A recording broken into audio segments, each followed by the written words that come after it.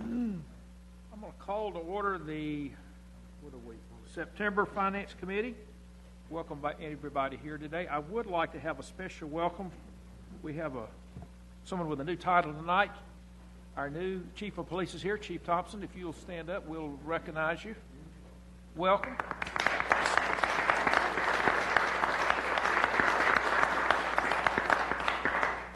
This is the fun committee.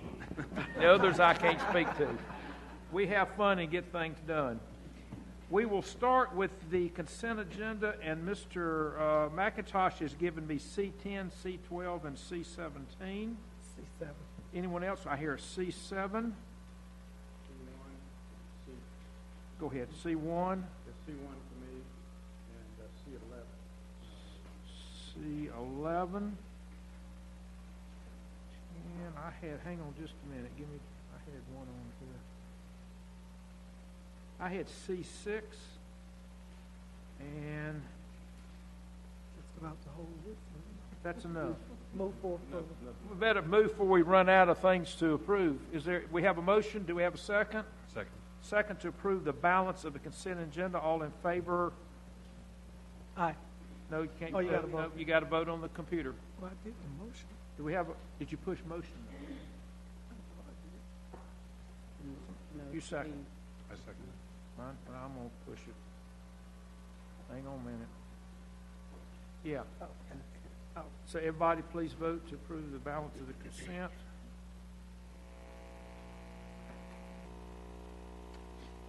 Thank you all very much. That is approved 4-0, and that's all the folks we have on the committee. And I'm going to do these in numerical order, and I will start with C1, if the secretary will please read that.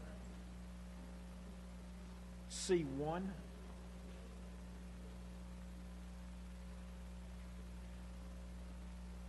C1, consideration of items pertaining to the 2017 Burn Justice Assistance Grant. Mr. Larson, did you request Could this I one? just get a clarification as how we moved from a split of 146 to 23 to, I think it was 84 each? Okay. Chief, you want to answer that? To Mayor He Pro doesn't Tem count Burke. here. I don't vote either. Yeah, anyway, go ahead. And Chairman Clark, Mayor Pro Tem Burke, and members of the Finance Committee meeting. To answer your question, Councilmember Larson, the grant is a grant that we get. There's no question about us getting it. However, in order for us to get the grant, there must be an agreement between the police chief and the Forsyth County Sheriff on the amount. And so if we don't agree upon the amount, then no one gets the grant. The sheriff feels that because he runs the jail, that it should be split 50-50. There has been some conversations, some discussions back and forth over the years. And what we came up with is either going 50-50 or we end up with nothing. Because we must, both agencies or department heads must agree on the amount. So the agreed upon amount is just the split 50-50 of the entire grant. So we're playing nice with the county. We play well in the sandbox. Yes, sir. Prisoner's dilemma. Yeah. Thank you. Can you get your question answered? By the way, that battle has been fought before. We've been doing this. Okay. Can I get a motion to approve C1? Move for approval. And push your buttons on this. I do. Well, I do have a question. Oh, excuse me, Mr. Montgomery has a question. Go Well, ahead, sir. it's based in terms on that split 50-50 as opposed to how it has been split in the past. What impact does that have on us? So in the past, it had been split 50-50. So it has been- Always It has. been Okay. 50. It Yeah. has been That's what split I, okay. 50-50. I was making sure it wasn't a change. No. Okay, we have a motion of Ms. Adams, second by Ms. Burke. Please vote for C1.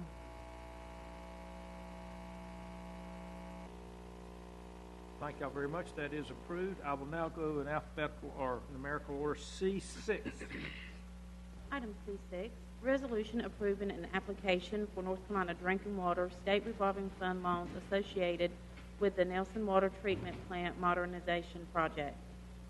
Thank you. This was mine. I had two questions. One, We're requesting 60,000. Do you think we'll get that much? And two, what is the interest rate? I saw an administrative fee, but I didn't see an interest rate. We actually don't know any of those yet. This is just the application. Okay. We're just putting our name in the pot, just like we have in the past. I don't think they'll, if they allow any, it would not be more than 20 million, I think, is what Black & Veatch is our consultant who actually files these for us. And at the point in time, if they do offer us a loan, we would look and see if those rates are advantageous to us. Otherwise, we'd be funding this with bond money. Okay. So we're just at the application 'Cause process now. Say to me, there's one of these pools we have used and raised it several times. Is this the same And this pool? is the same pool. Yeah, because it's It usually a is. very It favorable is. interest rate. It's usually, the rates are usually 50% of the bond buyer's index, which Okay. typically is less than 2% if the rate stays sort of comparable, which is less than revenue bonds. And So if we were offered the money, we would more than likely accept it. And when do you think we'll hear from them? I have no idea, Greg. You Anybody? know, I don't know either. Whenever? Okay. Yeah. Any other questions? Move for We have a motion. Do we have a second? Please push the button if you would like. Ms. Burke has seconded, Ms. Adams moved it. If everyone will please vote on C6. Okay, that is approved. We will now go to C7. Item C7, resolution authorizing the city manager to enter into an agreement with Aetna for the provision of a Medicare Advantage plan for retirees. Ms. Adams, was this yours? Yes. Okay, you have the floor. The Medicare Advantage for our retirees. This is basically, and Ms. Carmen, go ahead, Karuk, go ahead and give a small synopsis of what this is right here, because this is important, very important. The city provides a Medicare Advantage program for our retirees. We currently have an agreement with Aetna to provide that plan. It's $165.58 per month per retiree. The contract for that ends at the end of December. We use a benefits consultant to help us with securing this insurance, and our benefits consultant actually worked with Aetna on a renewal rate. The rate that Aetna came back with was significantly higher than what you have approved as the ceiling for what we will pay for retiree insurance. The rate that came back was $218.77 per retiree per month. What you've approved is a ceiling of $210. And so we considered actually marketing it to see if we could get a lower rate. But the reason that the rate is higher is because of the health insurer fee, which is a provision of the Affordable Care Act that provides funding for state and federal insurance exchanges. And last year that fee was waived. This year that fee is not waived. And because insurers have to pay it, they pass it along. So because of the fee not being waived, it resulted in a 32.1% increase. So we considered marketing it to get a lower rate, and we decided not to because when we marketed it last year, Aetna was a low bidder. So, and the other insurance companies were significantly higher. So the thought was that since all the insurance companies are going to have to pay it, that there was really no need to market it, and we decided to negotiate with Aetna. So we looked at two options for getting it under the cap. One was to look at changing the pharmacy coverage. The other we looked at adding a deductible. Changing the pharmacy coverage just really wasn't an option. The pharmacy coverage is really important for our retirees, and it affected almost all of them. So we looked at a deductible. $300 was the deductible that we settled on. That deductible only applies to medical coverage that is not preventive medical coverage. So with the $300 deductible, it won't affect their pharmacy and it won't affect their preventive care. So their physicals will still be at no charge, mammograms, colonoscopies, all those will be at no charge. So at that rate, with the plan with the $300 deductible, we could get at $185 a month, and that is what we're recommending to you at a not-to-exceed amount of $1,625,000. And I wanted her to go over this on television and publicly because we have retirees, but we also have a lot of people that retire every year, and so that they won't think that we came up with this on our own. This is due to the dilemma of health care coverage in America right now, but specifically for people that have retired. The thing that, like she said, that they looked at other carriers and providers, but last year when we did the bidding, they were significantly higher than Aetna, so that's where we landed on this. The only thing I ask you and your staff to do, and Mr. Garrity, make sure that our retirees and their, spouses and others are, alerted to this as soon as possible, and that they understand why this is being done like this, okay? We're sending letters to retirees, and we're holding 2 meetings with Aetna and retirees, so we'll make sure that they're fully aware of the changes. Thank you very much. Ms. Burke, go ahead. Yes, sometimes I see the retirees from the city, and they sometimes complain.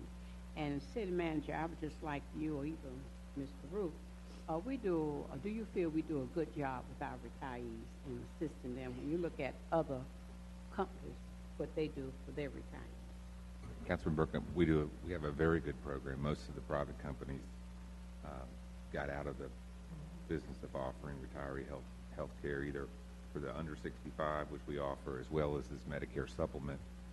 That right now we want to keep it so that the retiree has no payment. So it is a very good benefit, and we work hard to try to provide that. But since the councilperson had it pulled, I thought that ought to be added too, because Yes, I ma'am. do know we do consider our retirees. Thank you. Any other questions or comments? And this is effective January the 1st? Yes. Okay. And I think it's important to point out, we're actually going to spend 12% more, which is huge, $300,000. $300,000 more. But unfortunately, the way healthcare costs in this country, you have to give up even something just to keep it at 12%. But we're going to spend 12% more on a per person on their retiree benefits.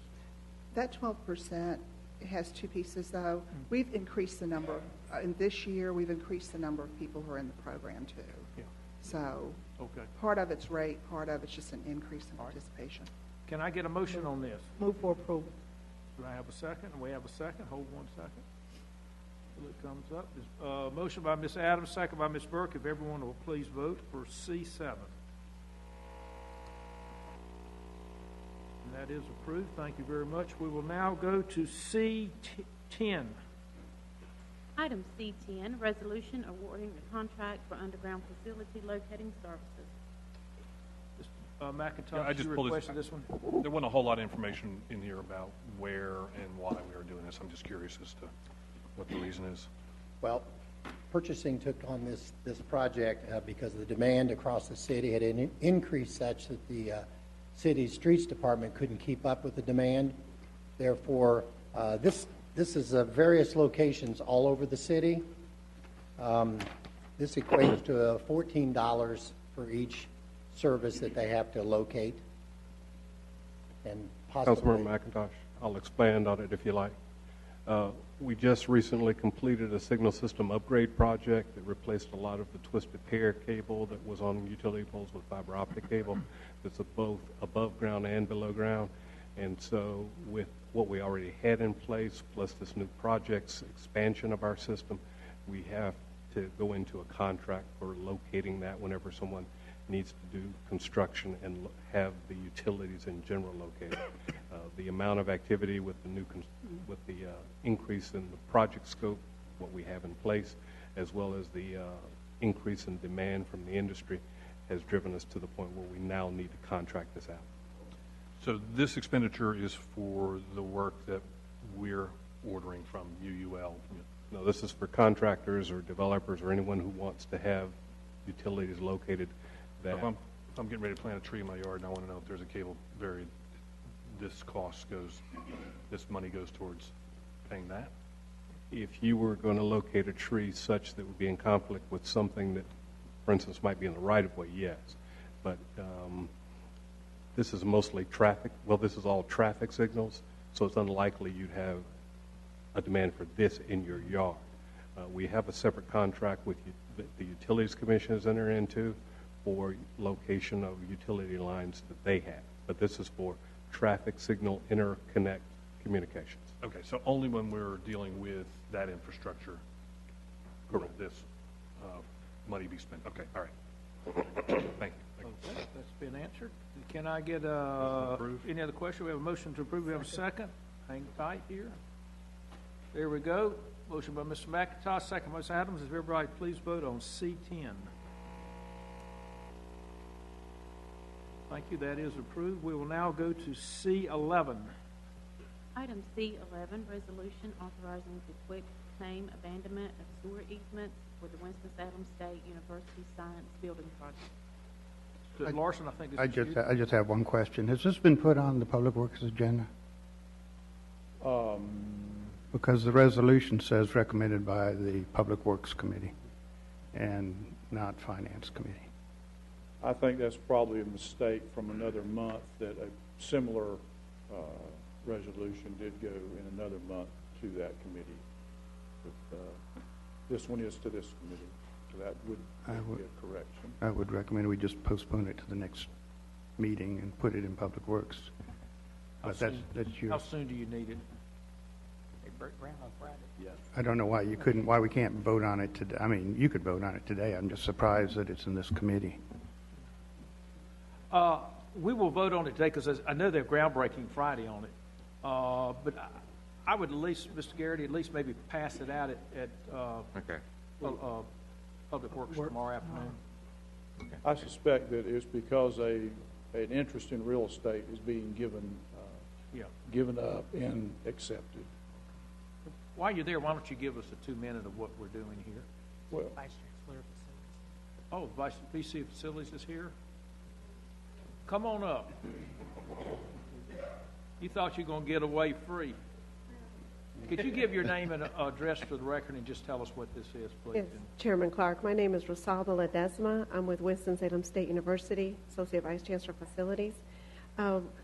We have a project, as you know, the science building, and the early site part of the project will be awarded soon. We have a ceremonial groundbreaking this Friday. With the abandonment of the sewer easements, it will allow us to be able to right-size the sewage. Right now, it's already taxed, and so adding 100,000 square foot facility will further strain that. So, in terms of timing, to address Council Member Larson's concern, the next meeting would be in a month. That would be. You can say it. Well, well, I don't want to speak on behalf of the contractor and our timeline, but it would help us to have this taken care of. No problem. Thank you. Thank you. And there's no cost to the city. They're simply putting in a new line, and then they're abandoning the old one, and we will switch lanes with it. Okay? Can I get a motion on this? Move for approval. We have a motion by Ms. Adams, and someone will second. Probably already have. There we go. Second by Mr. McIntosh. If everybody will please vote now on C11. And that is approved. So you can go back and report to the boss you got the job done today. We will now go to C12. Item C12, resolution authorizing acquisition of property at 1101 North Cameron Avenue for the term program in the East Ward. Mr. McIntosh, this is yours. Yeah, my question wasn't really about the acquisition of it. I know this is a pilot, sort of a demonstration effort to show what can be done with the turn program. My question was more about the amount of money that we're going to spend on the restoration or on the rehab. It's over $100,000, and I think the turn project says that maximum loans are $45,000. So I'm just like some little clarification on what's going on there.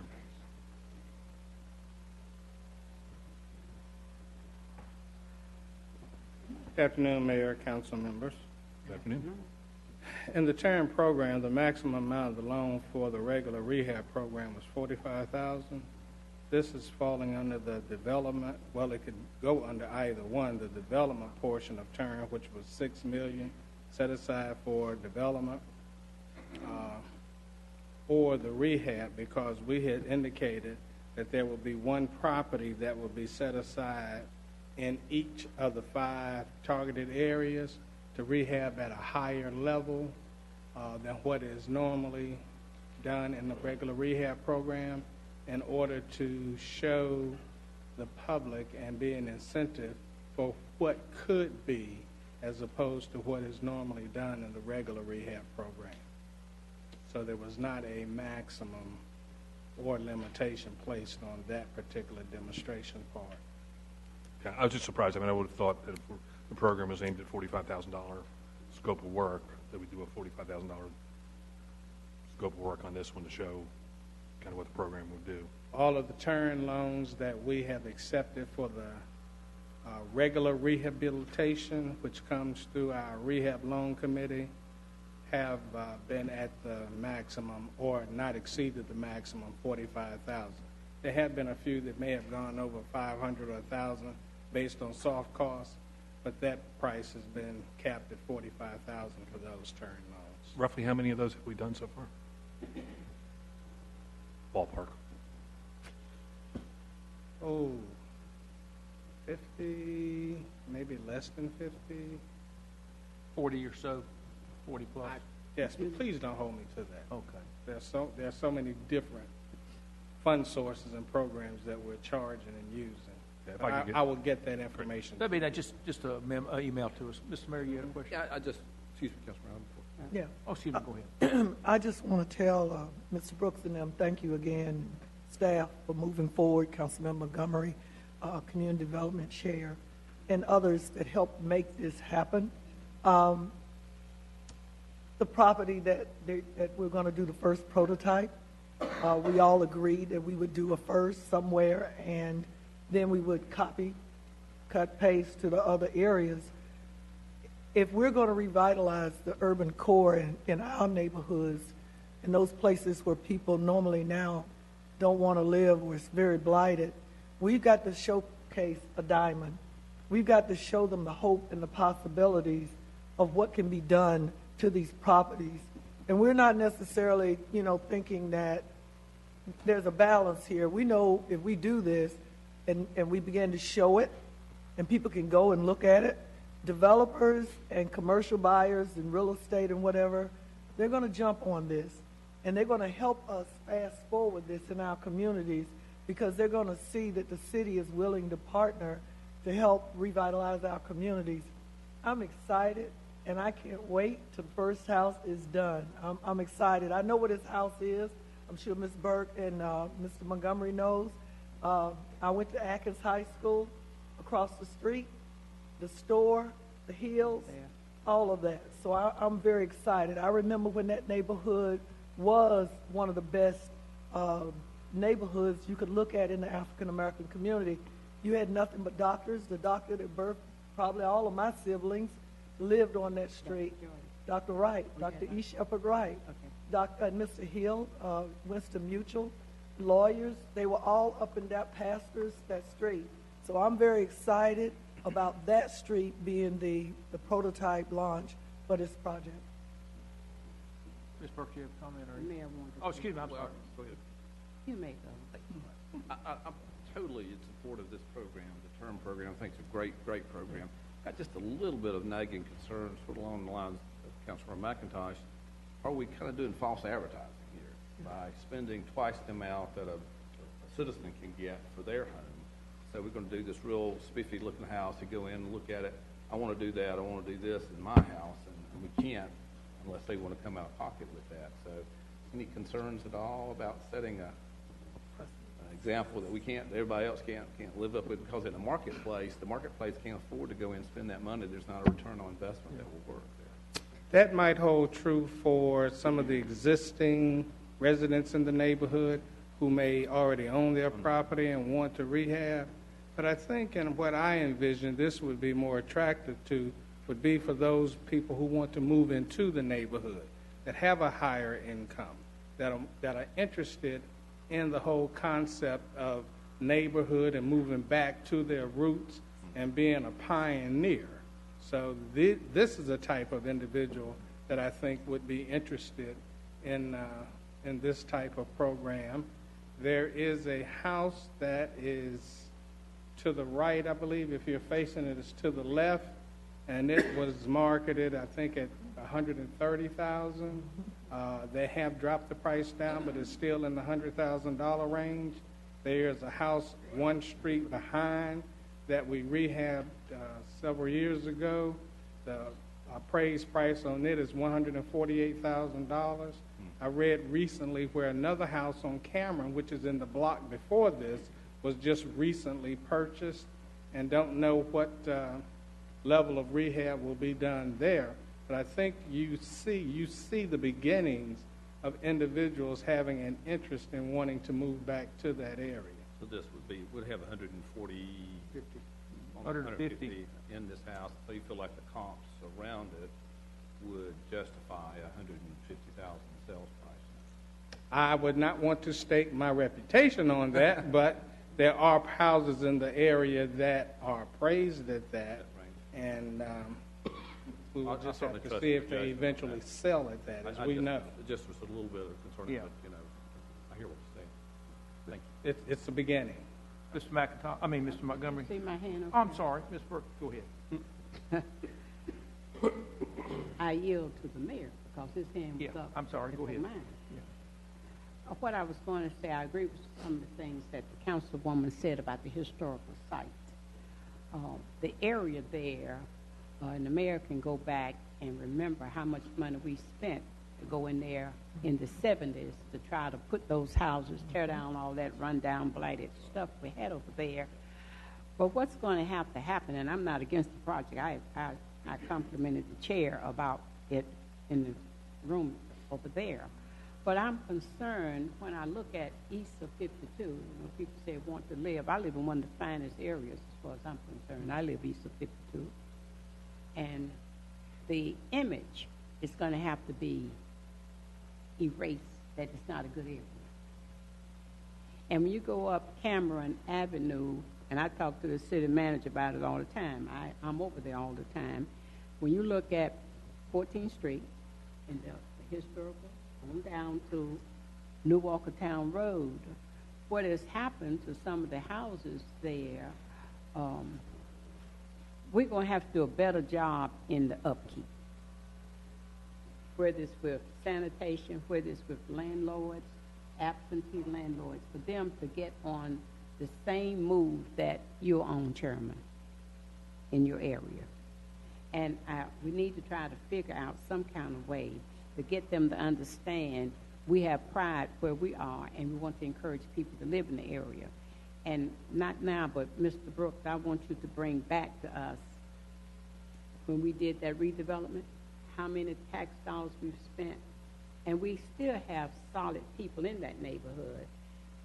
But I think we're going to have to do a little bit more on that Cameron to attract folks to want to stay. You got one of the most historical houses sitting in front of Atkins School, the Garrett. Mrs. Garrett was a school teacher. Her husband was a barber, and the home is still there. They didn't tear that one down. It's still a nice house. Yes, ma'am. All right, Mr. Montgomery, this your ward? Yep, and this is something I've been a part of the process throughout with staff. Walked this property. We walked actually another property further down the street, and in the process of looking at that, staff stated that that property would cost too much, and it wouldn't make financial sense to make an investment in that property because of the rehabilitation cost wouldn't make sense. But this property made more sense in terms of looking at the actual investment in the property itself. And we can talk about some of the things around the market, and you won't get me started on that horse around valuation properties, but I'll just give one example. I live in this neighborhood about 3 streets over, and the very same property that I live in was tax value at $53,000, and they came back and reappraised it at $160,000, and then when I challenged that, that it went up to above $200,000. So you can't tell me that something isn't wrong with the process that we're looking at. If you can go from a property valued at $53,000 to upwards of $200,000, you can't tell me that something isn't wrong with how we look at it. And so particularly this neighborhood and the investment in this property in this neighborhood through the term when we started the conversation, it was stated very clearly that we wanted to have something that was rehabbed above that standard.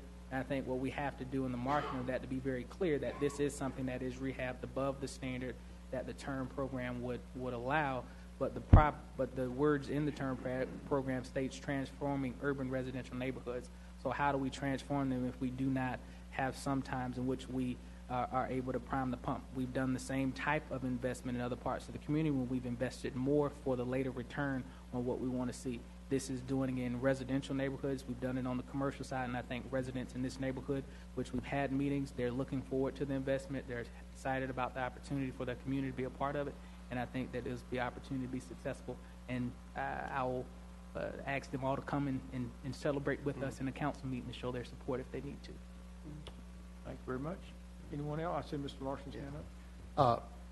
I am learning a lot about TURN recently, and I am a very, very strong supporter of that. We need tools to revitalize our neighborhoods, and this is probably the most effective one if we can get it going. It hasn't really turned the corner in my mind yet. We've got a backlog of cases. It's almost overwhelming to think about, which shows that there's a lot of interest in it.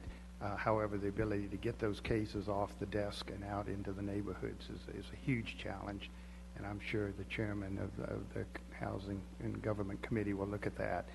This particular project, I think, is incredibly exciting, and I am anxious to see it succeed on a couple levels. It is an old standard of leveraging money. The $45,000 has been a cap, but really what this is doing is going back to the philosophy of if the city will put in some, and if you have some sweat equity, if you have some investment by homeowners and whatever, that you can see property values go up. 45 does not solve all the problems, and we know that, and we may want to look at that cap again as we think about how this program goes forward. It's a great location. It's on a corner. It's in a neighborhood that's stable and has some very interesting architecture in it. I've driven that neighborhood, and I think it will be an anchor and a symbol of what can be done in a neighborhood that just, maybe needs a little bit of help here and there. It is a revolving fund. I think the people need to understand that it's a loan. This money comes back to the city and what can be used elsewhere. It's not a one-time grant at this point. Is that correct? Am I understanding that? So it's an investment we're making in a neighborhood and in the future of rehabbing neighborhoods. I think it's a great pilot program. I'm looking forward to doing one in the South Ward. All right. Ms. Burke? Oh, no, Anybody else? agree. Oh, okay. I have a few, but I'll let you go.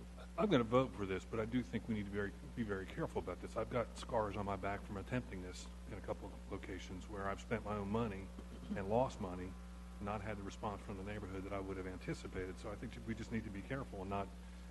This doesn't need to be our model that we go out and spend this kind of money all over the place and expect that kind of return. It's a risky investment, and that's why we're doing it, because the private market isn't doing it. So again, I'm in support, but I think we need to be careful about it. Yes, sir. Just under the term program, it would not be an indication that the city would begin to go in and buy up properties and spend the money to do this, but in the areas that there would be a single property as a demonstration, and not that we would proliferate the communities that we're going in and spending $150,000 to buy and rehab. That wouldn't be the case, but it really as a model to showcase to the community. And if it was something at that larger scale, I probably would have similar challenges, but because it is to demonstrate, I think that is the set aside that's different.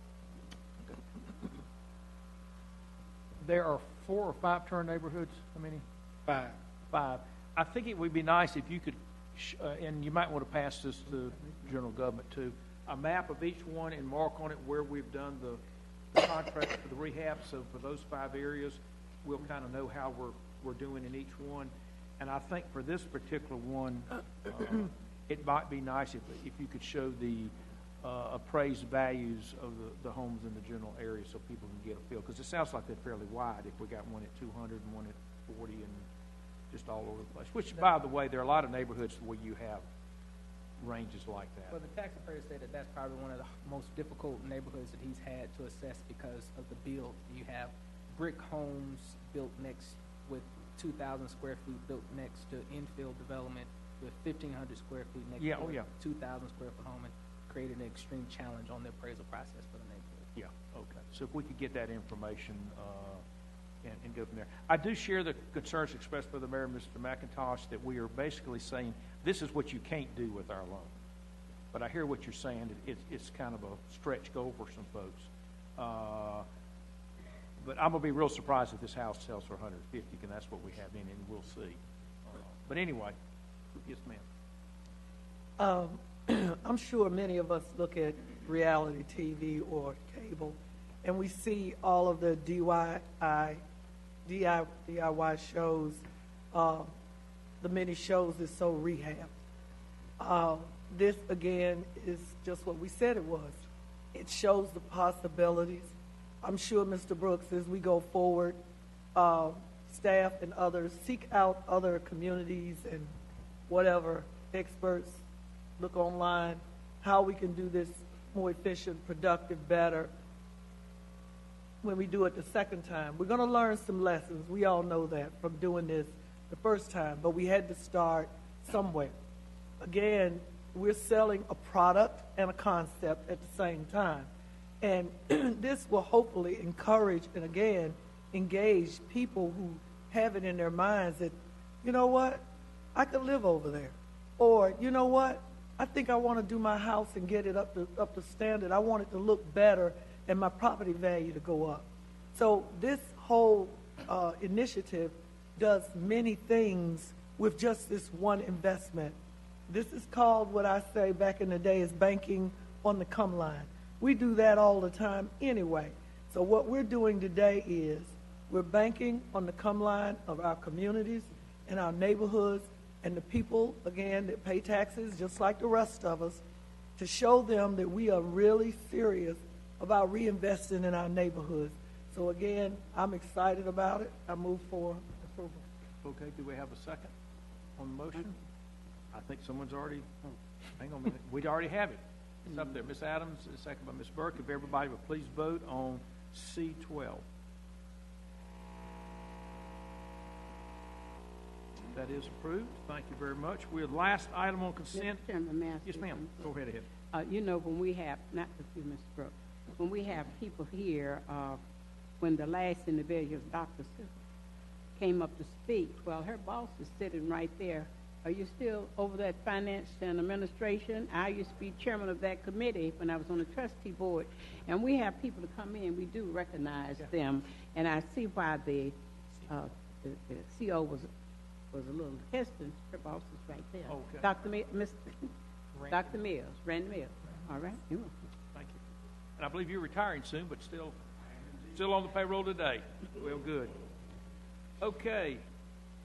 We will now go to C17. If the secretary would read that. Item C17, resolution declaring certain city-owned equipment surplus and authorizing the sale thereof.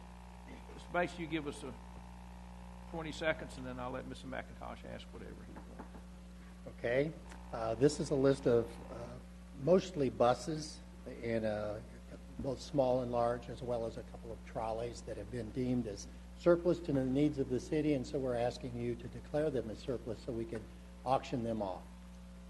Okay, Ms. McIntosh. My question is, we sold a couple buses a while back that we had limitations on as to how they could be used. They're back in service. I think they're doing a really great job of adding to our tourism base. That's been very successful. Those had stipulations around them as far as because we had used federal funds. I'm assuming by the nature of this sale that there are no federal funds involved in the purchase of these buses when we just sell them. Would you like to respond? I have to check, Councilmember, but I think because of the residual value of these that we don't have the restrictions we had on those others. Okay. Do these work? No. No. Not really, no. One of them's got like 6,000 miles on the clock. Don't say that. We'll never sell them. I think it'll be pretty apparent. Which one, the bus or the trolley? The trolleys I'm talking about. The two trolleys, I can share with you what WISTA provided me, that they were the WISTA's first attempt into that technology, and they failed miserably. They were These are hybrid bus. yes, and they were extremely costly and could not keep them up to repair. In fact, to use Mr. Barnes's verbiage, is that they felt like they were lemons as they purchased them, and therefore they've been set aside and not used for quite some time now. All right. Okay. Thank you. Any other questions, comments? If not, is there a motion and a second? Motion approved. Second. There is. There they are. If everyone will please now vote on C-17. Thank you. That is approved. I have received a note if we would pull C-13. I don't think it was pulled earlier, but without objection, I will pull it, and we'll vote on it separately if that's okay with everybody. The Secretary could please read C-13. Item C-13, resolution authorizing the sale of certain city-owned property at 1405 Addison Avenue under the upset bid procedure. Mr. Montgomery, this is in your ward. Would you like to ask any questions or comments? Yep. The question I had on it was in reference to the actual use of the property. As I reviewed the document, it appears that it will be an investment property that the person will have, and with that, I do have some challenge in that. I'd rather we see these properties go into home ownership rather than it being rental properties in an area that's already proliferated with a whole bunch of rental units. Yes, Councilmember Montgomery, we've been marketing this house for about a year and a half. And we have an offer here of $49,000 on the tax value of $33,900, and this would make the city whole. We've not received an offer from a homeowner that would make the city whole on this, and we have not received any other offers over about $40,000. So this is significantly over any other offers, and it would make the city whole on it. But yes, this Reverend Humphrey and his wife are investors on this particular property, and they are asking the city council to sell this as an investment property for them. Well, the committee can do as it likes on this, but when it comes to council, I won't support it for the instance that in our community, in particular neighborhoods, we're already challenged when we look at a large number of rental units in which individuals often do not maintain those properties to the standard that needs to be. I ride by that property almost every day on the way home. I've seen the for sale sign out there for some time. I understand the making us whole in the dollar amount, but I think also in terms of the community and the neighborhood being considered in terms of what they see and the wholeness of the neighborhood as well. I've asked the city attorney she obviously can't see you there. Can we really restrict someone when they buy it that they can never lease it, never rent it? Can we really put that kind of restriction on something? I don't think we can put that type of restriction on it, but I have placed in these restrictions that require that they abide by minimum housing codes and other codes that address the upkeep of the property and whatever neighborhood covenants that might be in existence. Okay. Ma'am, I'll finish with city here, but you don't ever remember us putting a restriction that says it always has to be owner occupied? I don't recall such a restriction. I mean, if you want to hold it, I can certainly move it there. First-time home buyers requires a 5-year live-in requirement in the property. Okay. But that's due to some type of funding? The source of funding. Source of funding, yeah. Go ahead. Are we subsidizing this sale? $49,000. So we're actually coming out ahead. No, they're paying cash for the house. They're paying the full amount that we have invested in it at this point. Yeah. And that money is going to go to where? It will go back to the foreclosure fund to pay for the loan that we had to foreclose on. Okay. So it's a wash. I would just point out the reference that attorney made was that the buyers have agreed that no noxious or offensive activity will be carried on the property, nor anything done which may or may become an annoyance or nuisance to the adjacent property owners. The lot and any improvements thereon must be maintained in accordance with any and all applicable housing, sanitation, environmental codes, and applicable codes of the City of Winston. So they have agreed to those conditions. And those generally are the conditions that were in the redevelopment plan for the areas. I think this is one of them. Ms. Burke. I agree with the council person from the ward. We already talked about how we are struggling to try to build up and to talk about what we're going to get back if they are going to give the 49,000. In the end, we may still lose because you cannot control tenants once they get in your property. And no matter what rules you have, and talking to them and trying to make things like you feel it ought to be so the neighbors can enjoy each other, who's been homeowners in that area, it will not, they do what they want to do, some of them. So I agree with the council person. I'll be supporting him with that. Ms. McIntosh and Ms. Adams. Can I ask how, a couple things, how we acquired this? We don't typically acquire houses through foreclosure, is it? I mean, we were holding the note? Rehab loan. Okay, so this was city funds that went out. Okay, I got it. Now, how was this property marketed? It was marketed through a realtor for Okay, so it was available through MLS, so Yes, multiple listing yes. service. Okay, thank you. I was wanting to know if the council member of the ward feels compelled to want to talk to the Humphreys, or have you done that already? Okay. Mr. Larson. Last word on this for me. I totally agree that owner occupancy is the preferred route for neighborhoods. We're seeing way too many rental houses in our core neighborhoods. And if the city owns a piece of property and we're transferring it, I think we should do everything possible to try to put it into private home ownership. These are the people that are going to root into our neighborhoods, are going to continue to invest in the city, and have made a commitment to the city. And this is the big problem. I disrespect rentals, but homeowners are the backbone of our real estate market here. I would hope that we could devise a mechanism when properties are coming out of city possession into private ownership that we could at least put some sort of home ownership or occupancy requirement on it for the 5 years or something. For all the loans and stuff that we give to so many of these rehab loans and stuff, we require an occupant to live in the house. And in many ways, this is, to me, seems very similar to try to get our neighborhoods back up with have solid, stable homeowners living in these houses. And I think if it requires waiting or putting an extra requirement on it, I'd like to explore that a little bit. I got Ms. Burke and Mr. Montgomery and Mr. McIntosh. Yes, I had a piece of property on 13th Street. Is that right, Mr. Burton? The piece of real estate that was in the same situation was it 13th Street? 14th Street. And we put homeowners in there because I worked very hard for homeowners because I felt when we even developed that area on Patterson between 13th and 15th and Ivy, that we had not been kind to the people. And I told Habitat that you're putting them in an area where you have a lot of problems.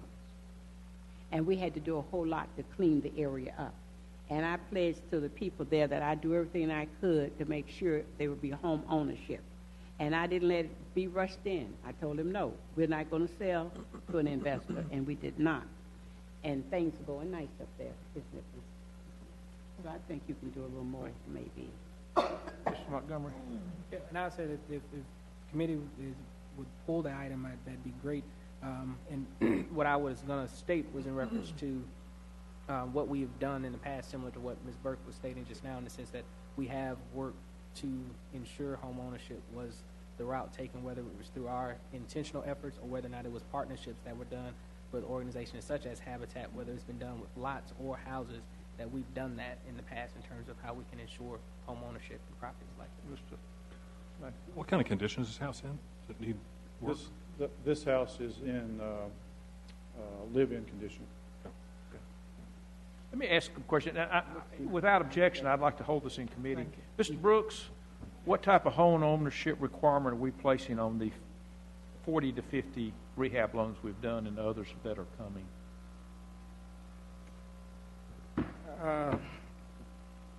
Councilman Clark, it varies. It depends on the fund source and the type of loan a person may have. When we're doing our home ownership loans, I'm talking about the ones we just talked about. You said there was roughly 40 of them out there that we've done. The turn loans. The turn loans? Yeah. The turn loans can either be investor or owner occupants. If it's an investor is limited to 4 units. Gotcha. Can't do any more than 4 units. But if They it's are- to an owner occupied, are we putting a requirement that they can't rent it? Yes, if they rent or if the property No. change hands, it Wait a becomes due and payable. Okay, so right now, if we, this is what you can put in, come back for the information, on the current turn loans, what are we doing with folks that rent it, and then what are the requirements that we putting on homeowners? I would appreciate the attorney to research whether or not, what kind of ownership requirements we can put. And that may vary depending on whether or not we're making a loan and this, that, and the other, that type of information. Okay, if that's okay with everybody, Ms. Burke, go ahead. I want to say maybe what we should get the number of homes we have like we have today. We have more folks staying in the homes and they've been able to keep their homes. So we just need a report to show, because in these areas, which was your blighted areas, we went in and we put homes and we supported them. We put our finances and they have done well. Most of them have done well. Very few have lost their homes. And that little house there on Addison, it's in one block. When you come down 14th Street and you turn left, it goes from there up to, is it Athens? And that area does not need any more because it's still struggling. Okay, so let's get some more information on what we have done historically as far as addressing the homeownership versus rental issue. Yes, sir. To be more specific on the TURN program, within the guidelines on the TURN program on that $45,000, in terms of, and Mr. Brooks, you can correct me if I misspeak in reference to it, but in order to benefit from some of the forgiveness as a part of the $45,000 as the homeowner, you must be in the property. And if not in the property, then it becomes due and payable, and that's over a 5-year time frame, if I'm not mistaken. That's correct. And that's the motivation to remain in the property itself. How about address that too? Because you just answered to Mr. Larson, who said these loans are being repaid. Now I'm hearing they're being forgiven. So can we just get some information about all that? And you can bring it to the Community Development Housing and General Government Committee. There may be a difference in terms of actually selling property as opposed to loaning funds to purchase. Yeah, understand, yeah. But I'll look at it. My concern is that we are going to put a limitation, we think we're going to put a limitation on some property that we got to sell to somebody that's going to live there, where they live there 3, 4, whatever years, and then they rent it. I would just be very surprised if a court would allow us to sell property and put a restriction that it can never be rented. But I will leave that up to the... Maybe if you declare it a certain area. Yeah, I don't know. That's way outside my area of expertise. Okay, that's being held till next month, and I might suggest you put it on the agenda, Mr. Garrity, of both General Government and Finance. Folks, that is it for consent. If you will now go to the top, we have 3 general agenda items. If we'll start with G1, if the Secretary would please read that. Item G1, resolution approving various lease agreements and estoppels necessary to effectuate the sale of the Embassy Suites Hotel to PM Meeting Venue. Mr. Rowell, you back over? I can't see anybody today. Would you give us a 2-minute on this? Sir, good afternoon, Chairman Clark, Mayor Pro Tem Burke, members of the City Council. Good afternoon. Back in 2004, the city entered into a public-private partnership with Noble Investment Group to redevelop the Adams Park Hotel and the Benton into what is now the Twin City Quarter. At the time, the city acquired the space under the Embassy Suites, the conference space, as well as the Grand Pavilion. As part of that project, we now rent that space to the current owner at an amount of $600,000 a year. About this time last year, Noble Investment Group sold the Marriott and the Embassy Suites to Hospitality Ventures Management Group, based out of Atlanta. They're currently the lessee for the city-owned space under the Embassy Suites. Here within the last few months, city staff were informed that HVMG has been in negotiations with a potential buyer of the Embassy Suites Hotel. The buyer is Premier Management Group, based out of Orlando, Florida. They have other hotel properties in Orlando, Marietta, Georgia, and Greenville, South Carolina. Under this sale, HVMG would continue to manage the entire Twin City Quarter, which would include the Marriott, the Embassy Suites, and the Benton. So the owner would simply own the Embassy Suites Hotel and then lease the city-owned space underneath the Embassy Suites in the Grand Pavilion. The items before the Finance Committee today for your consideration are basically the various agreements that are needed to effectuate the sale on the part of the city. One agreement is basically an agreement that says there are no defaults or any issues with the current agreement, and the other document is an assignment of the lease agreement for the city-owned space in the embassy to PM Meeting Venue, LLC. As part of that agreement, City Council did advise that we include language in that particular agreement to ensure that the lease space in the Embassy Suites is still part of the allocation of expenses among the 3 properties in the Twin City Quarter. Mr. Richard Jones, who is the Senior Vice President and Chief Operating Officer of HVMG, is here today to answer any questions you have. A representative of PM or Premier Management Group, Mr. Sanjay Rama, was not able to attend today. They're based out of Orlando, and of course they're dealing with the Hurricane Irma. But he will be here at the full council meeting next Monday. So if you have any questions for Mr. Jones, he is here today. Mr. Jones, you can come on up, see if we have any questions.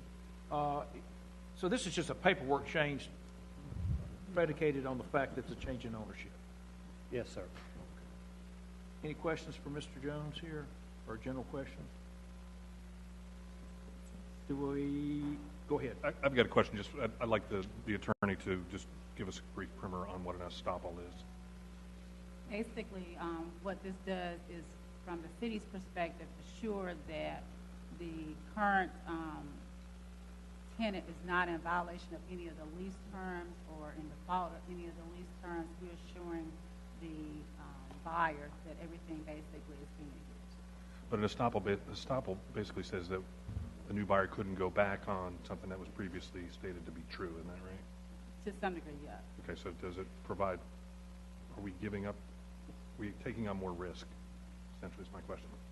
I don't think so, because what we've done is in the assignment, in a separate document actually, which is acknowledgement and understanding, we put in that document that the new buyer basically will adhere to the terms of the current agreement, even those terms that basically will allow the rents and other fees that are collected by the hotel under the current agreement with the tenant, that the owner will basically adhere to those same conditions.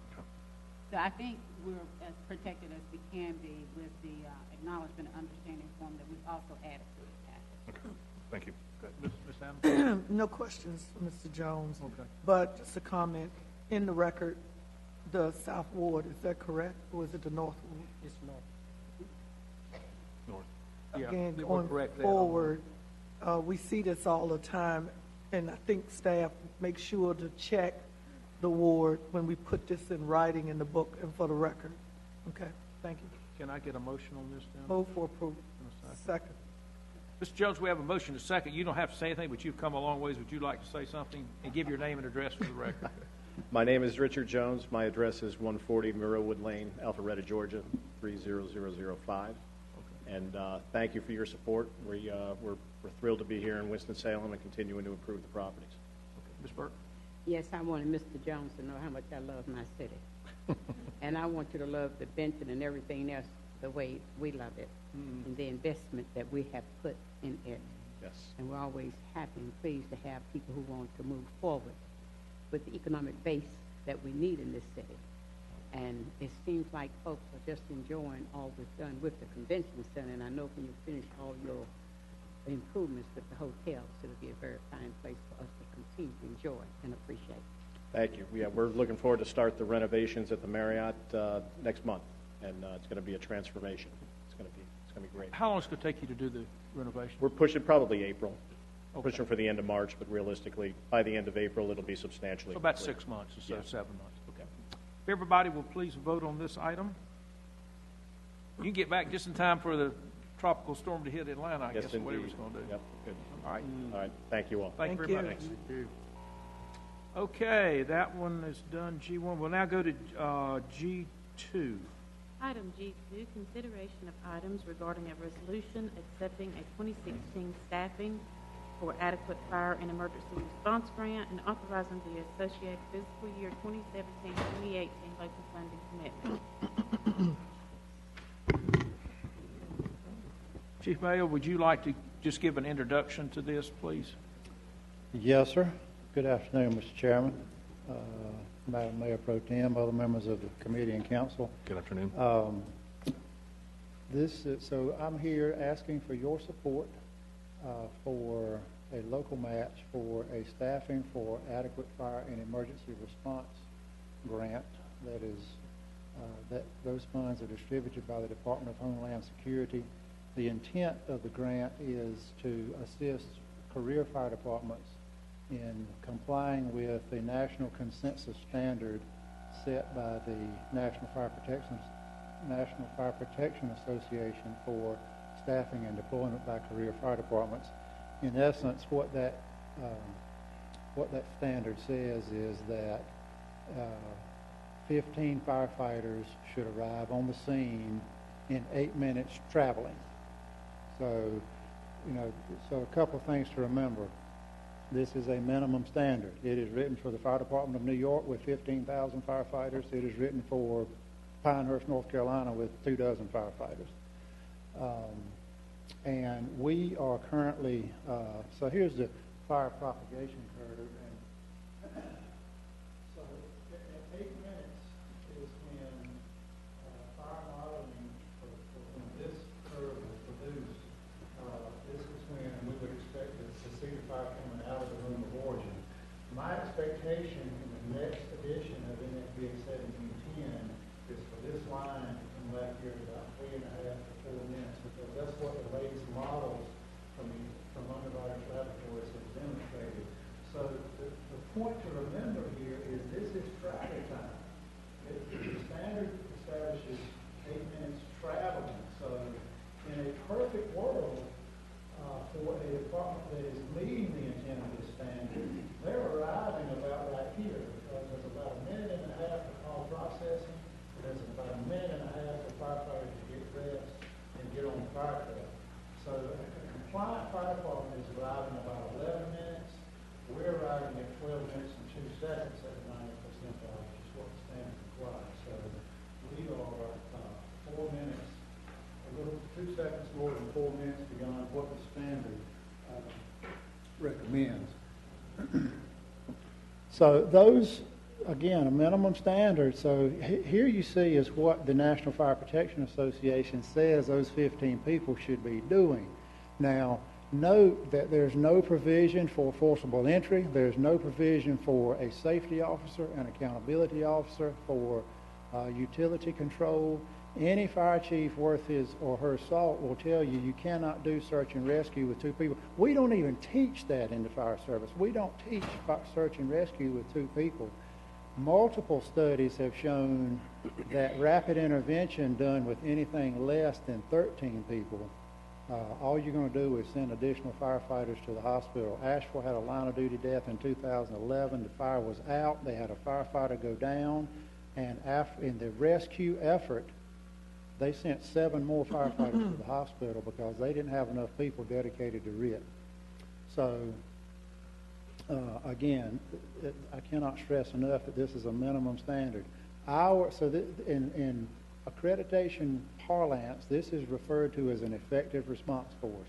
Our effective response force is 29. That's what it takes to handle a residential fire. Councilmember Larson has ridden with us. He answered a call in Engine 4's territory. Engine 4 is on MLK. He answered with Engine 16 coming off Pope Road. We ought not to be traveling that far. And you rode for a while. You heard the siren and the horns till you were tired of hearing them before you got there. Yeah, we had to run over a couple people to get to the site. And I hope you would verify that when you got there with 28 people on the scene, there was nobody standing around with their hands in their pockets. This really is a minimum standard. NFPA establishes the value of adequate staffing. The National Institute of Standards and Technology did a landmark study back in 2003 establishing the value of 4 people on an engine company, and this is what we would do here is put 4 people on 3 engines that are in our highest fire demand areas. There's where they would go, Liberty Street. I mean, you can read. I'm not going to read it to you. Well, we'll show it to you on a map. So to give you some orientation, this is where our fires are right here. Ogden Avenue Station, Morgantown Road. This is Liberty Street. One of the new firefighters will go here. Marshall Street, MLK. One of the firefighters will go here. Walltown. One of them will go here. Out here is Station 7, Country Club, Barber. There's a rescue company in there. That company answers all working fires in the city. That's why we're putting one there. And then 18 is a ladder company at 18. We have 5 ladders. 2 of those answer all working fires in the city. Ladder 18 only has 3 people assigned as a minimum. The other 4 have 4 people assigned as a minimum. So ladder companies are where we get our horsepower. I think of our engines as speed. Ladders are horsepower, and we need to get that ladder company staffed up to 4 people. When a ladder arrives with 4, you've got two teams of 2. When it arrives with 3, you've got 1 team of 3. We don't do anything in the fire service with just 1 person. Now, here's where I'm ready to take my licks. The grant guidance for the past 6 years has been 2 years full ride. Feds pay for everything except training costs. The grant guidance changed this year. My department messed up. I'm the fire chief. I'm taking responsibility for it. This year, the grant guidance changed to a 3-year period of performance, and the local match is 25, 25, and then 65 in year 3. So over the period of performance, which for us would be 4 fiscal years, if you all commit to the local match, we would be on the hook for approximately $813,000, and you can see how that's broken down. It would be about $160,000 in this fiscal year, and then the worst it would be is in fiscal 20, where it would be about $286,000. Our recommendation, because we know the importance of having adequate staffing, particularly in these areas, those companies where we would put those 5 people, they answer over 2/3 of all working fires in the city. So our recommendation is accept the grant and let us measure, and Assistant City Manager Rao may speak to this, but let us, with the Office of Performance Management, measure how our performance changes with the additional 5 people. At the end of the period of performance, you all would have the data to say, hey, these 5 people made a difference. We want to keep the authorized staffing up, or they didn't make a difference. We're not going to fund that program anymore. And in 6 to 9 months, we could absorb those folks through attrition, and nobody would lose their job. Okay. Questions, comments? I have some, but I'll see if anybody else got any before we start. I'll start with Ms. Adams. You know, Chief, the problem is, and Mr. Garrity, is you know that we didn't follow the process the way we should have. That's my one problem with this, basically, is that we didn't do the horse before the cart. We went after the grant, and we didn't follow protocol or the procedures. We didn't do that. To prove that, just for clarification, the City Council's approved financial policies require any grant that has a match to come before Council first for approval, and that was not done here. Correct.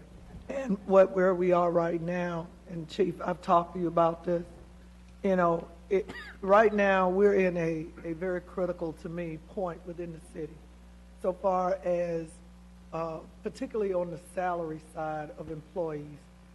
Right now, for me, that's my top priority, is with the money we've spent on disparity studies, Ms. Caruth, the next study that we got to do. We've sat down the other day with some very interesting people that are very interested in how we've been doing this salary progressions and everything else over the past 10 years.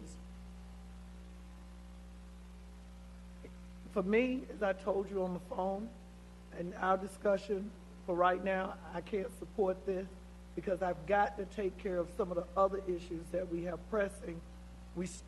we're getting ready to obligate ourselves again to some money that we don't even have. You know, we looked at how much it would cost us to even take our 380 plus employees below $15 minimum wage to get them there with everybody else. My next question is, and this is not to be negative in any sense, but have we had any fatalities within the city of Winston-Salem due to response time of our fire personnel in the past decade? That will be difficult for me to answer. The fire that Councilmember Lawson answered with us, we had a fatality in that fire. I can tell you that numerous studies show, and this right here is a direct quote from NFPA out of NFPA 1710, is that when you put a sufficient number of people on the scene in a reasonable amount of time, that it does have effect on your ability to save lives and property. But there are so many variables. Is it 2 o'clock in the morning? Is it 2 o'clock in the afternoon? You know, how long did the fire burn before it was recognized? Was the first due company in the station and available, or were they on another call? Were there snow on the road? Was it raining? Was it bluebird skies? I'm going to tell you that fire chief's intuition, the answer to that question is yes. But if you ask me to show you that in data, because of the number of variables, we could argue about it until we got tired. Thank you. Okay, Mr. McIntosh, you have your hand up. A couple of questions. How many of our peer city fire departments meet the standard?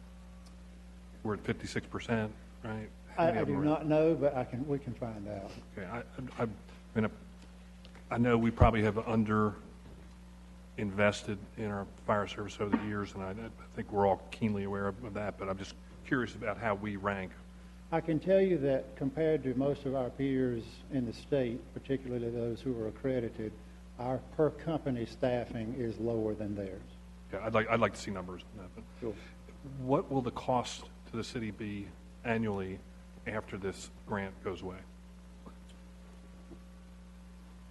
It would be between $850 and $1 million, depending on what, we have the incentives because of the fire pay plan. So it depends on how many had a college education, how many were former military, those sorts of things. But somewhere in the $850 to $1 million range, including benefits. Yeah. I think the last thing any one of us want to do is sit around this table and try to calculate how much human life is worth. Right. But we're going through a budget cycle where we've stepped up on a lot of things, and this one kind of came out of the blue, so I'm having trouble with it. I've got a few questions. First off, how critical is this to get this approved next month or this month? Is this something, because I hear when people want some data back. So the feds asked they would like to know as soon as possible, because if we don't accept, they want to be able to reissue that money. I told them that my plan was to have them an answer next Tuesday after the council meeting on Monday. I can talk with our grant point of contact, and my personal opinion is I think they'll work with us for another 30 days, and I certainly would go to bat to do that if it means keeping this on the table. Okay. Let me finish mine, and I'll get you folks. I will not be here next week. Is the reason I'm stating that. And if I am to vote on this, you will have to be deferred. I've got questions, and Mr. McIntosh just raised one. It would be nice to know how many, take our total number of approved positions in the fire department per capita compared with other cities, and I think we can get that kind of pure analysis. Secondly, you've only talked about residential fires. Is that all we're talking about here? So America's fire problem is in the home, okay. And that is typically what you see standards written to is a 2,500 square foot single family detached residential house. Okay. That is when you talk about structure fires in the fire service, that's what they're talking about. Okay, and I would say based on just my calls I get, et cetera, it's typically as residential. 80% of America's fires are on a residential setting. I'm trying to get a feel for this. My neighbor had a kitchen fire the other day, and we're on Country Club, so the fire station's just right down in Arbor. they get there, are they the ones that then determine if they need additional firefighters? Can you kind of walk us through? Because at 15 firefighters, that's at least 2 fire trucks, if not 3? That's 5. 5. Is currently staffed. I don't think there are 5 fire stations within an 8-minute of my house. No, sir. For So us- we would never meet it where I live. Well, the way you meet it is increasing your staffing on the ones that can get there that quickly. Yeah. But believe me, if you have 4, that's still 15, still 4 trucks. Well, the station at Peace Haven and Robin Hood, that's a 2-company station. So if they were minimally staffed at 4 apiece, that's 8. And you get 4 more from Arbor Road, that's 12. And then we could get another company there with 3 on it within 8 minutes. Remember, this is 8 minutes traveling, not total response time. Okay. But it is the first truck that makes that assessment, is that correct? No, sir. We have... How does that done? We have response protocols. So when you call and I say my problem is X, the computer-aided dispatch system looks, so it says, okay, I've got this problem. The fire department has told me that when I have this problem, I'm to assign this set of resources to it. So if you call us and you say, my house is on fire, on the initial alarm before anybody moves, you get an assignment of 5 engines, 2 ladders, a heavy rescue, 2 battalion chiefs, and a safety officer. That's the initial. And they all move it at once? All moving at the same time. Because only 1 fire truck ever showed up across the street. So When that initial arriving unit sizes up the situation and determines they can handle it, they cancel everybody else.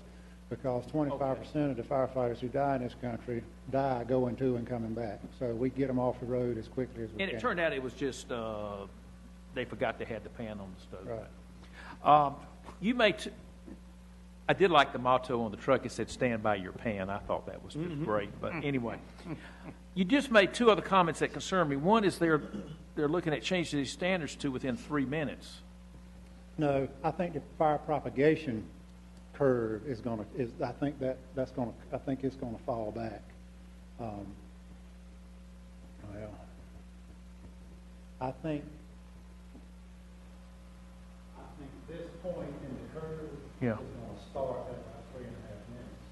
I don't think it's reasonable that anybody, including the National Fire Protection Association, I mean, to put somebody on the scene 90%, to put 15 on the scene 90% of the time in 8 minutes traveling, there'd have to be a fire station on every corner. Yeah, that's what I was getting at. If we wanted to go 3 or 4 minutes, we'd have to double the number of fire stations at least. Okay. No, sir. Fires are getting worse because of the proliferation of synthetics in the house. Everything in a modern house started its life in an oil well, and we're seeing fire growth respond to that change. Okay.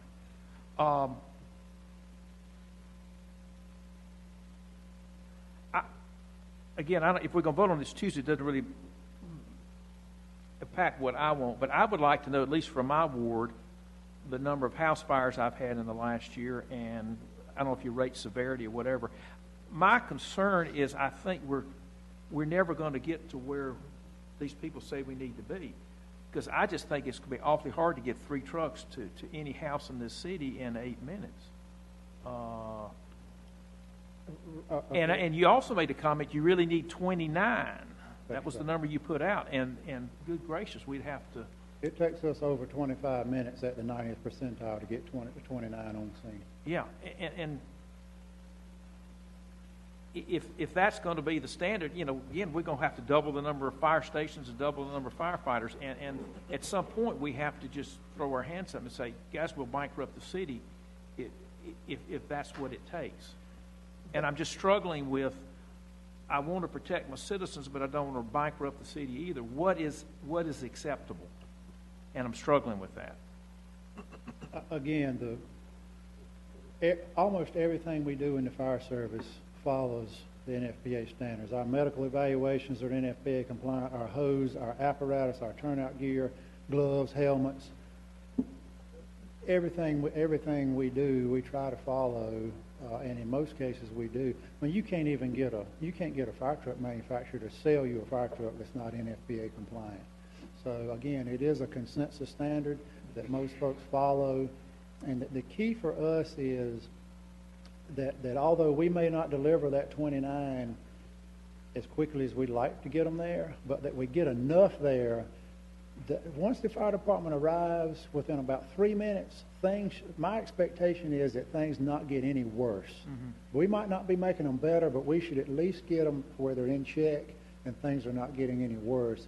And it's critical to get a certain number of people on scene in a certain amount of time to be able to create that environment until the rest of the effective response force arrives. Okay. Mr.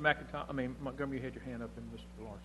Yep, the question that I had was information that we may need to ask our lobbyists and our grant writers in reference to responses of when we reject funding, what is the impact in their experience and impacting on requesting similar fundings and going after similar grants. I think that'd just be interesting information to understand and to know. Share some of the similar concerns, but that's just a point of question and wondering, just to understand. Mr. Larson, you had your hand up. Yeah, one technical question, I guess, and that is, it's a 3-year program. Do we have to take all 3 years, or can we opt out after the second year? They don't give you, I've already tried to flex this thing as much as we can, I promise. And I want to say again, I did not want to be in this position this afternoon. This was not the plan, but I understand my fault. that. Not department, but no, they don't give you much room to wiggle. You know, time is of the essence in fires, and I think that observation that I had on my one experience, the intensity of your team working together, and I don't know how many trucks you had on site, and there was smoke everywhere. You couldn't even see the trucks because of the amount of smoke that was pouring out of that building, and taking that one woman out who was we could not get to, you could not get to, in time to pull her out, in time to save her. I understand she died later. You know, is incredibly important. And 2 or 3 minutes. I mean, we worry about how a football game ends or a basketball game ends with 3 minutes or 4 minutes left, and you realize how long that actually is and what can happen in that amount of time. I appreciate the effort to try to put the resources on the ground. You know, the thing about your life is, in a way, that it's a panic sort of situation. Maybe that's not the right word, but you've got to throw it at the problem really quick, and you don't have a lot of choices about it when you get there. I understand you have a fire every day, or so every other day, roughly. About every 30 hours or so. You have what would you call a major fire incident? Probably not necessarily a pan burning on a stove. And I think, you know, when you look at, say, police, and no disrespect to our police department, but it's 2 different worlds of what you have to do in your response and responding to that particular part of our crisis. I'm very interested in trying to see ways to improve our efficiency in getting there, whether it's fire station locations, how we man a station. When I was there at that one incident, I think you had 3 men on duty on a regular 4-man station. It's all they had at the station, and you had to rotate one guy off throughout the manning of that station. So they only rolled with 3 people, and we had a long ways to go to get to that fire. And by the time we got there, it was already in full raging mode. I would like to pursue this a little bit more. I hope that we'd have a little more time to gather a little bit of data about it. I am concerned that the South Ward, my ward, is not being more recognized. We have one little station down there. As you said, you look at your own map as to where the people are living and how to get to them. I think that's a discussion that we can have, because I think that station is grossly undermanned, and you and I have talked about that before as well. So I would like to spend a little more time on it. I'm not a voting member of this committee. If it does come forward on Monday, I think I would support it, simply because I think that's our primary responsibility to the city, is to provide as much safety and security. I mean, if we can't do that right, if we can't provide the best system of police and fire protection, first responders, then everything else really doesn't matter much, does it? We have 4 members of the committee here. Would y'all like to hold it for 1 month? Do you think you can buy us a month? I'll do my best. Ms. Burke, go ahead. Yeah, I would like to see what we can do, because I agree with Councilmember Larson. One city manager used to say, Ms. Burke acts with her heart. Now, when it comes to the safety and welfare of the people, and I served 30-some years as chairman of the Public Safety Committee, and if by chance we did not go for this and something were to happen, I couldn't even live with myself. So no matter what anybody else is going to do, I told them when I first came here, it could be 1,000 on one side and I could be the only one. Well, I will be supporting this. I will be supporting it. I just want to know. I'm hearing from folks that everyone's got some questions they want answered. If you can buy us a month, I think that would be very, very helpful. And I would just say, at conclusion of my comments, I want the right fire department. And the heck if the federal government wants to come along with a grant. If we think we need more people at certain places, your map was very interesting, by the way, where the fires happen. I've not seen that before.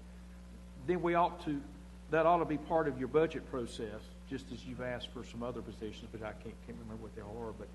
But I want you as the chief to design, this is what we need to protect this city.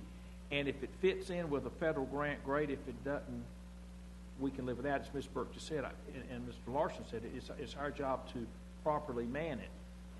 Tell me what that is. And as long as we can do it without bankrupting the city, I will do my best on it. But I've just got a lot of questions and other people do. So without objection, I'd like to hold it in committee for 1 month. Is the public safety going to review this next? Yes. Okay. Mr. Taylor's not here. We do have members of that committee here, don't we? Okay, so y'all can relay our questions we had to them as well. Okay. Thank you very much, Chief. Thank you, Mr. Chairman. And I would say if anybody has any other information they would like, if they would please get with Mr. Garrity. He is available. Thank you, sir. We will now go to the last general government, and I got 2 minutes here. By the way, it's Mr. Taylor. I haven't seen him in the house yet. I guess he's normally in here by now. We're going to get G3 is an update on Winston-Salem State and Bowman Gray Stadium. So, Mr. Rao, I guess we'll turn this over to you.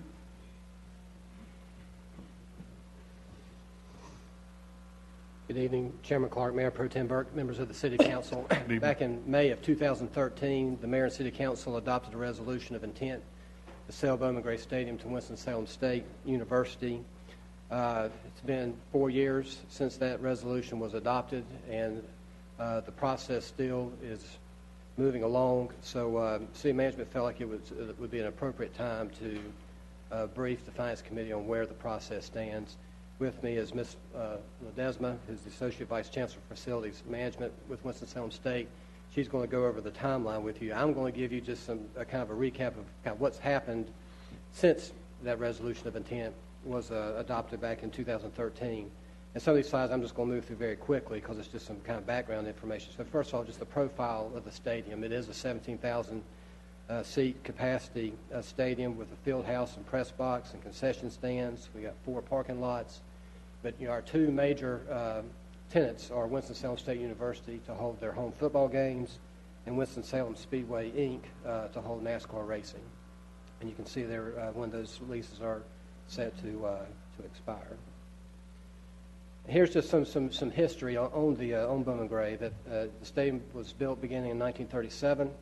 It cost $100,000 at the time with a $30,000 gift from Ms. Bowman Gray. I did some numbers in today's dollars. That would be the $100,000 cost would be $1.8 million. That gift would be about $528,000. It opened up in 1939. Racing started in 1949. Winston-Salem State began to hold its home football games there in 1956. In 2006, the city entered into a partnership with the university to build the new field house that you see there, which houses the athletic department and the university's motorsports program. And then, as I mentioned, in 2013, the council adopted the resolution of intent to sell the stadium, Civitan Park, and the other surrounding property there near the stadium, approximately 92 acres, for $7.1 million. At that point, this also happened and coincided with the sale of Lawrence Joel Veterans Memorial Coliseum. With the elimination of those positions, the city then started the contract with the university to operate and maintain the stadium, and we've had operating agreements since 2014. So just to recap some of the key terms of the resolution of intent to sell that was adopted in 2013. As I mentioned, 92 acres total. We have since updated the survey now that the Research Parkway has been completed, and the total number of acres now would be more along the lines of 85.7 acres, so about 6.5 acres was taken up with the construction of Research Parkway. In terms of the purchase price at the time, it had two components to it, $4.3 million to sell the stadium as is, where it is, with all its faults, and then $2.8 million to pay off the Winston-Salem State's portion of the debt, so that brought us to the total price of $7.1 million. Since that time, the city has continued to make principal and interest payments on the debt, on the stadium property, including the field house, and now it's about $2.8 million of debt outstanding being paid by the city, and almost $2.4 million debt being paid by Winston-Salem State, for total debt outstanding of about $5.2 million. Other provisions of the resolution included retaining the name of the stadium as Bowman Gray Stadium. That has not changed. Also retaining the wetlands and allowing public access to Civitan Park and trails. No discussion really about changing that. Next slide is a quick map for you to see the footprint of the property that would be sold. So you have the stadium property, the west lot. You have Civitan Park to the west there, and then to the east across Martin Luther King, you have the footprint of the east parking lot.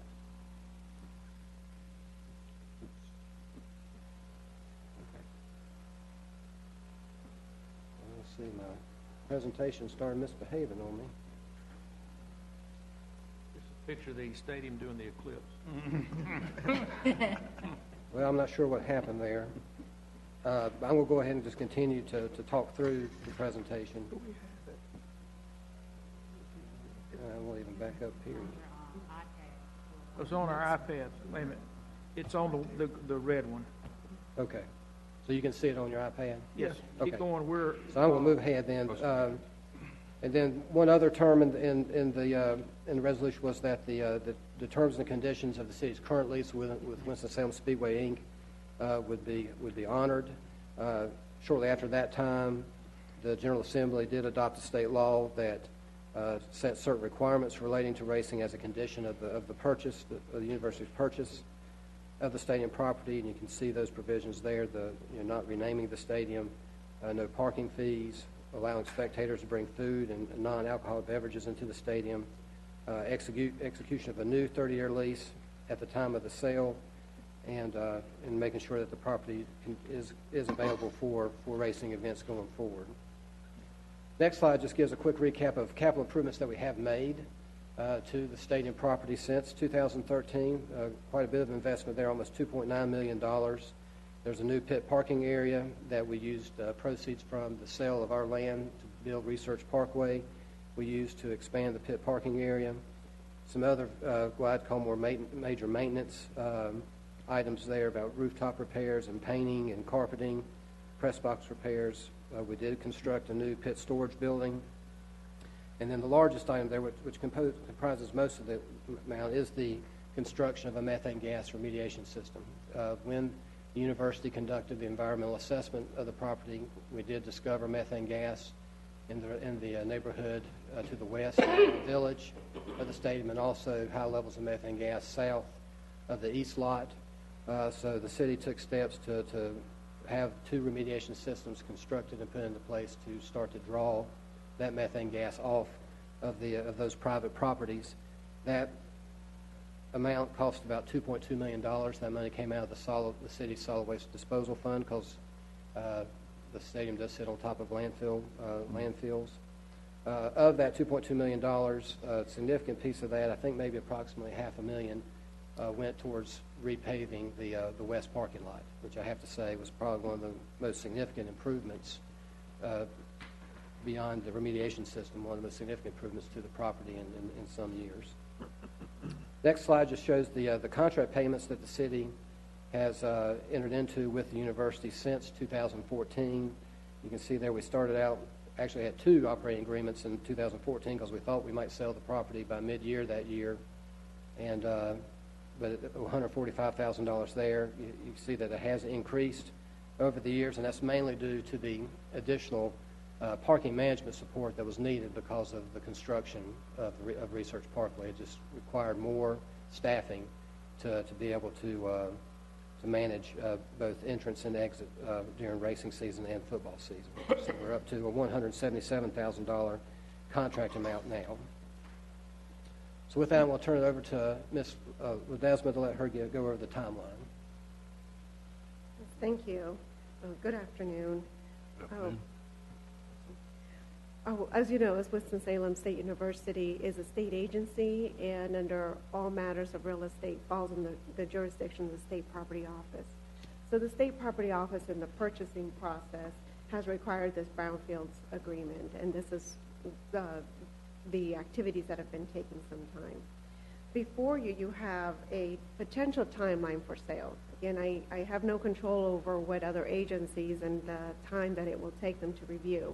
But in conversations with staff at the Department of Environmental Quality, as well as the Brownfields Program project manager, have come up with this timeline that includes all of the information that I've been able to glean as to all the various steps that are required.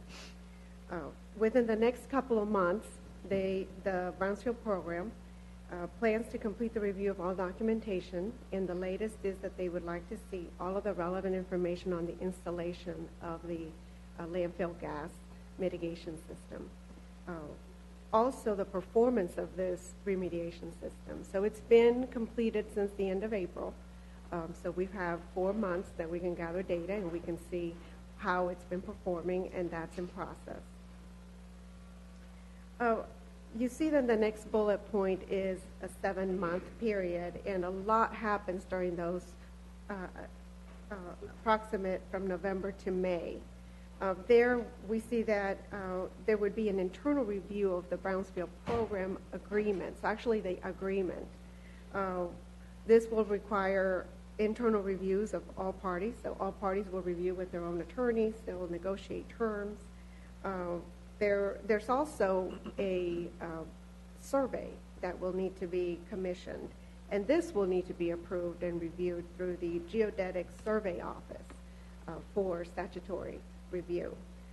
So that's another step that will need to occur. And upon the agreement of all of the negotiation and all the terms, then there will be notices that are prepared for upon the approval of this agreement, but also notices that would be for the public, so in anticipation of the public comment period. I anticipate, given this timeline, that it would be June of 2018 that we would have the 30-day comment period. After that, the Department of Environmental Quality would address all the public comments received.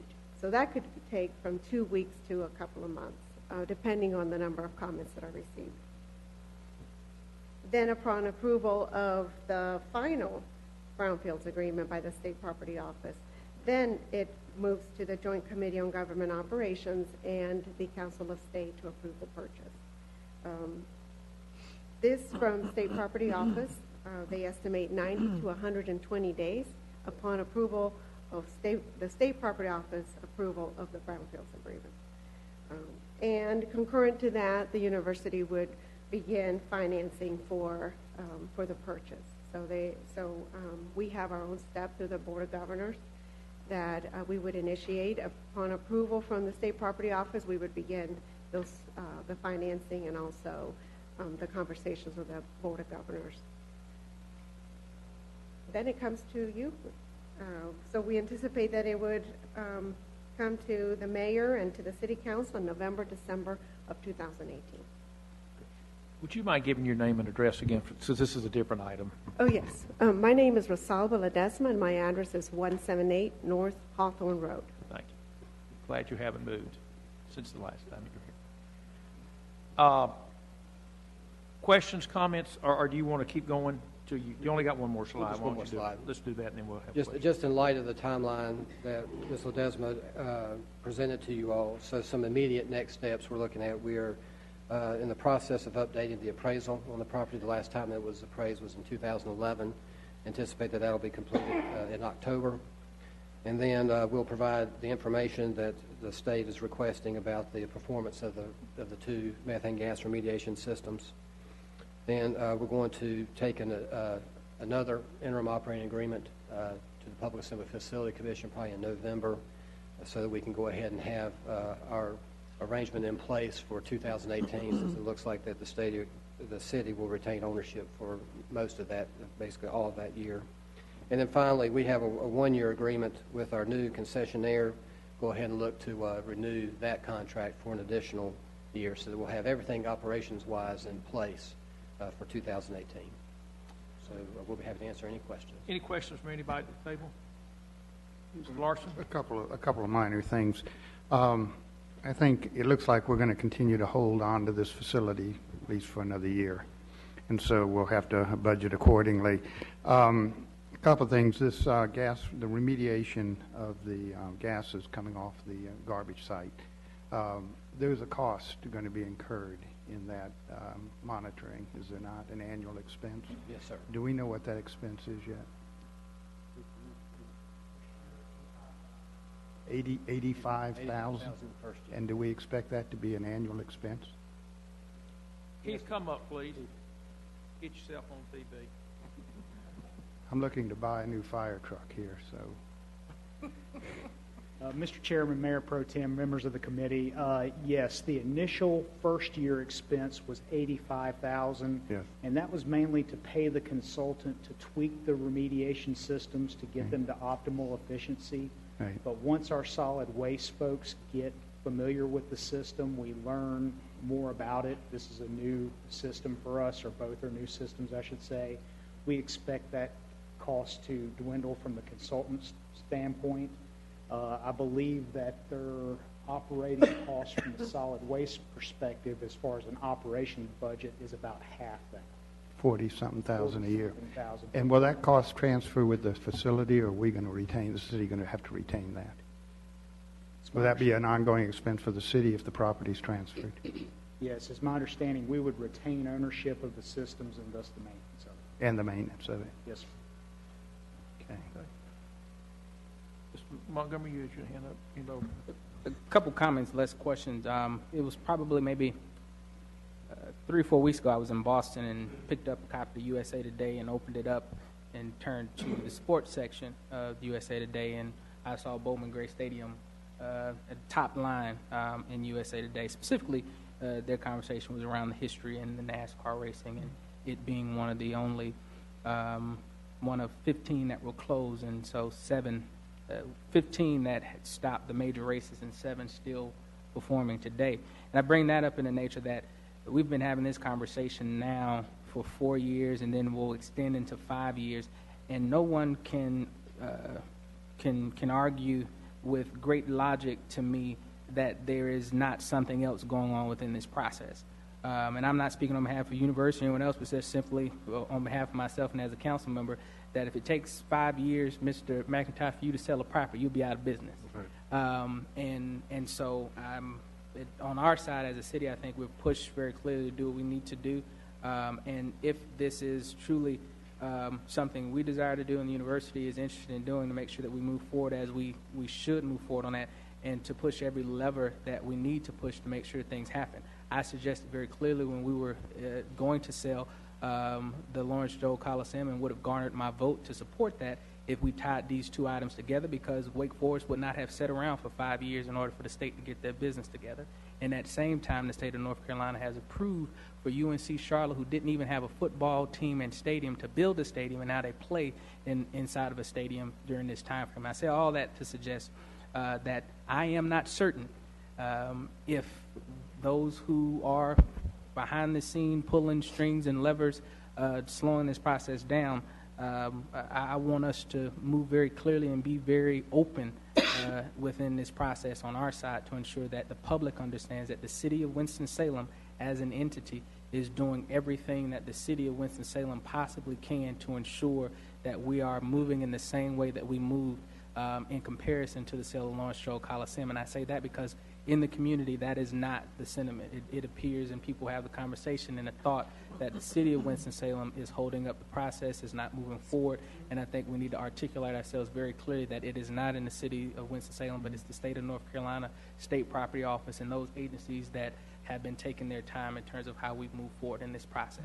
And so much so down to the point that they are attempting and have passed legislation to restrict what an owner can do in reference to their lessee, which I think is absolutely crazy in terms of restricting their ability to charge for services provided, which anybody who's purchasing a property, if they were going to lease it, will want the ability to charge and set their own fees. And those are my comments. Okay. Ms. Burke, go ahead. Yes, I'm pleased that the councilperson would bring that up. It was so easy when we were doing the business and how they included the Coliseum and WSSU. Coliseum went on about their business, and they're doing business, which we were pleased. But then someone called me last night and said, why did they do the project with Wake Forest, and it's behind us, and why is the city still talking about this stadium? And then I reminded her some years ago when we had Mechanics and Farmers Bank wanted to come to Winston-Salem, and Wachovia did not want it to come here.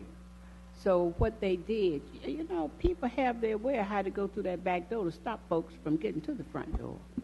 And what they did, they still put up Wachovia before Mechanics and Farmers, but when we were meeting, we were supposed to make sure when we initiated the Mechanics and Farmers that we would go up first in East Winston.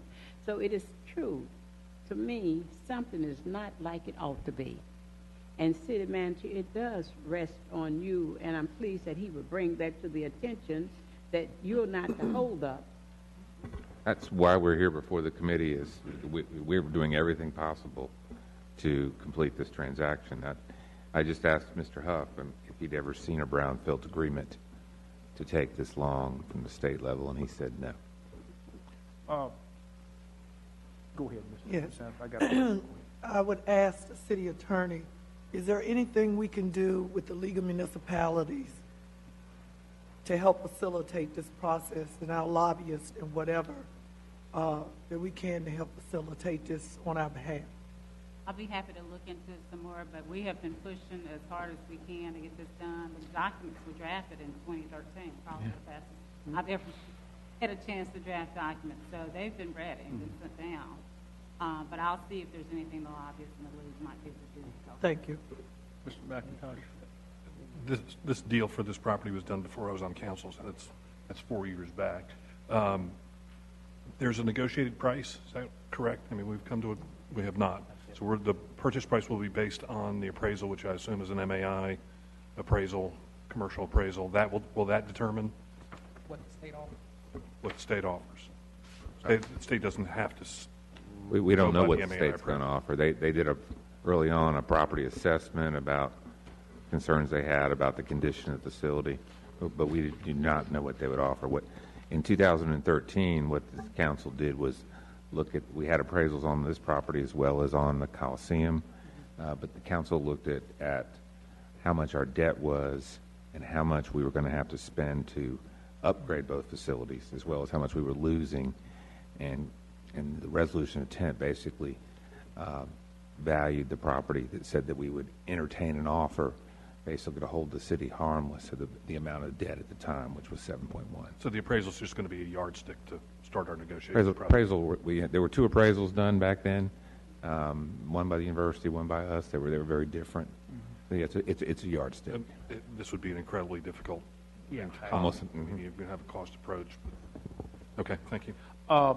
And I will say, when we did the Coliseum, there was a Wake Forest appraisal on ours, and they were quite different. Yeah. And I suspect in the history of the United States, there's never been a Coliseum sold or a football stadium that has a racetrack in it. I mean, these are not a typical home appraisal, even an office building type thing. A couple questions. When did we discover the methane, and when did the actual system start operations? Approximately. Well, we've known that there was landfill, that the property had been used for landfill purposes. The the brownfields agreement, the process was started in 2014. No, when did the methane When was it system start? Okay, go ahead. Yeah, it was constructed through 2 phases last year before the fall, after the football season started. Okay. And then the other construction was completed in April, and so it started, I believe, mid-January. Okay. I had another question. I have concerns, too, about how this is dragged. I do think when the methane was discovered on the private property, I think a big red flag went up, and we have not resolved the problem until January, April, when we actually started the system up. Is that what I'm hearing? Okay. I also thought we replaced a major sewer line that went through the parking lot. Yes, that was phase 1. That was phase 1? Okay. Yes. I've always been curious of whether or not that was the source of the methane versus the landfill itself. It's possible it could have contributed to the methane. The CCTV of the sewer line showed it had some cracks in it, and adding moisture to that municipal solid waste could have exacerbated the methane discharge. So not solely the issue, but could have contributed to it. Okay. Mr. Larson never actually said it, but I have a concern with the ongoing cost of the methane. Is this something we run forever, or does it measure how much comes out, and at some point we say it's all out, or how does that work?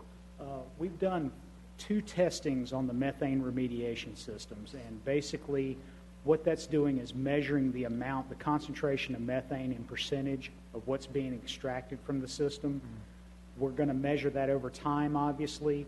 Mm-hmm. It's no exact science. We've tasked our consultants or tried to say definitively when does our cost expire on this. Mm-hmm. They said they can't tell us. Okay. But we know that the system is operating. We know the percentage points from testing to testing that it's reducing. Mm-hmm.